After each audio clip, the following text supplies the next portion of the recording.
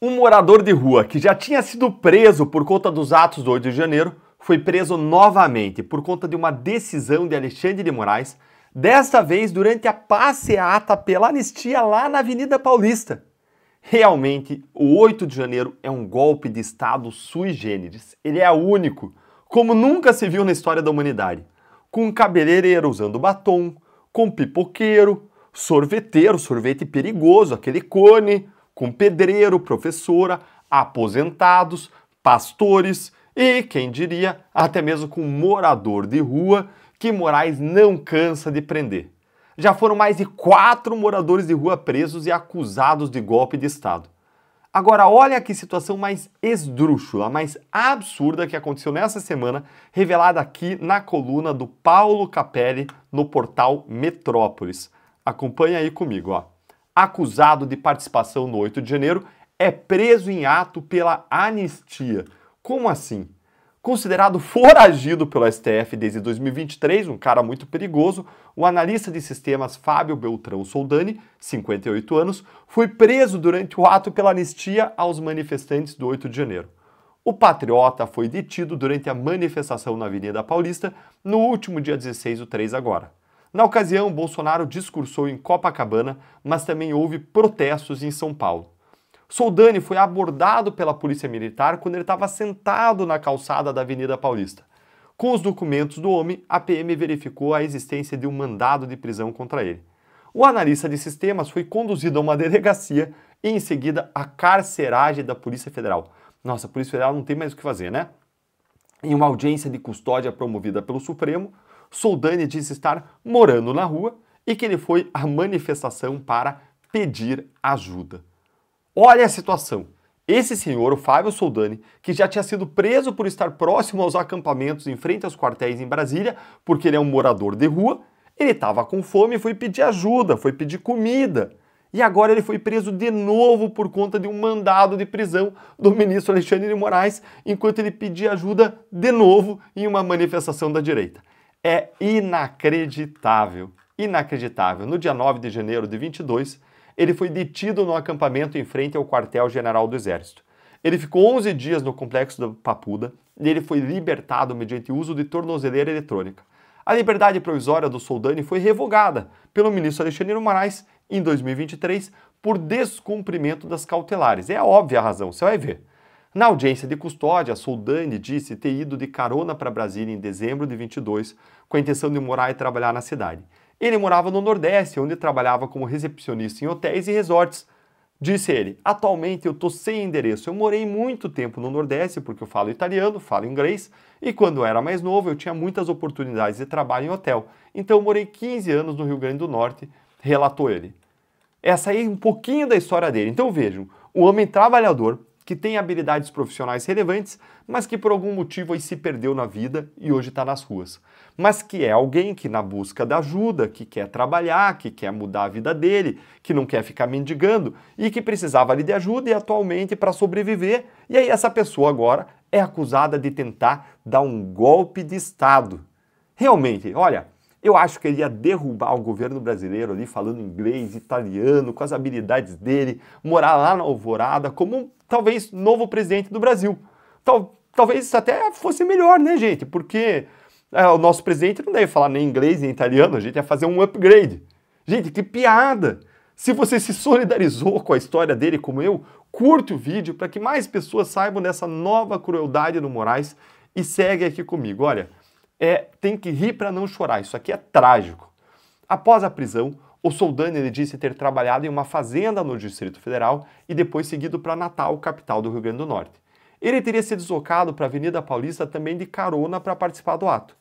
E disse, eu fiquei 11 dias na Papuda e aí ficou muito difícil a minha vida, então eu sempre procurava alguma alternativa de sobrevivência com bicos. Eu estava na Avenida Paulista ontem exatamente para pedir ajuda para custear alguma moradia para mim, disse o homem. Eu estava com todas as minhas coisas pessoais, roupas, documentos, pedindo ajuda na Avenida Paulista ontem para tentar, se não conseguisse, pelo menos por 2 ou 3 dias. Então eu não tenho endereço no momento. Estava aí tendo um evento pedindo anistia, então eu pensei que eu conseguiria encontrar a empatia das pessoas lá para me ajudarem de alguma forma, foi o que ele argumentou. Claro, gente, ele foi para Paulista pedir ajuda para quem? Para os patriotas, para a direita, pessoas em que ele confia e sabem que pode ajudar ele, até porque a história dele é super conhecida na direita. Ele é aquele mesmo morador de rua que, durante uma audiência com a PGR, em que a PGR queria que ele fizesse o acordo de não persecução criminal e pagasse uma multa, ele disse isso aqui, ó. Olha aí na tela. Não tenho dinheiro para comer. Como eu vou pagar uma multa? Olha a desumanidade, gente.